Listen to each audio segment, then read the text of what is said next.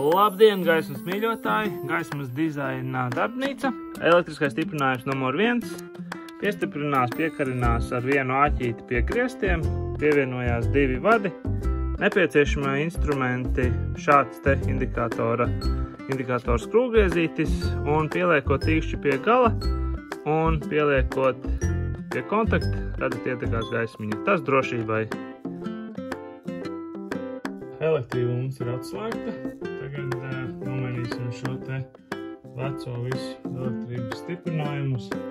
Tā, mainīsim šo nost. Tad var drusku pavilkt. Tā, šeit tad mums ir viens vadu savienojums. Drošībai vēl varam ar indikācijas lampiņu pārbaudīt. Šeit gaismiņu nav. Tad skrūvējam šeit skrūvīt vaļā. Tā, abi vadi ir apvienoti. Te savienosim zilo ar zilo, brūno ar brūno. Tā, vienu vadu iespraudu.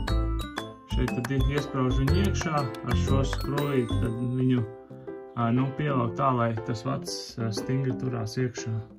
Tagad šo te malo plasmasiņu sastāvjam līdz augšai. Apažūra nomaiņa. Tātad šis ir no vecās lampas. Un tiem, kuriem ir bijis kādreiz apažūrs, tad šis te atskrūvējās nost. Tā, tagad pievienosim apažūru. Liekam te iekšā. Un no iekšpus pieskrūvējam. Tā.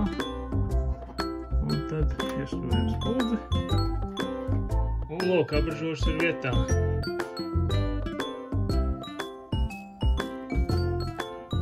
Paldies, ka skatījāties un tiksimies nākamajā gaismas dizaina darbnīcā. Atā!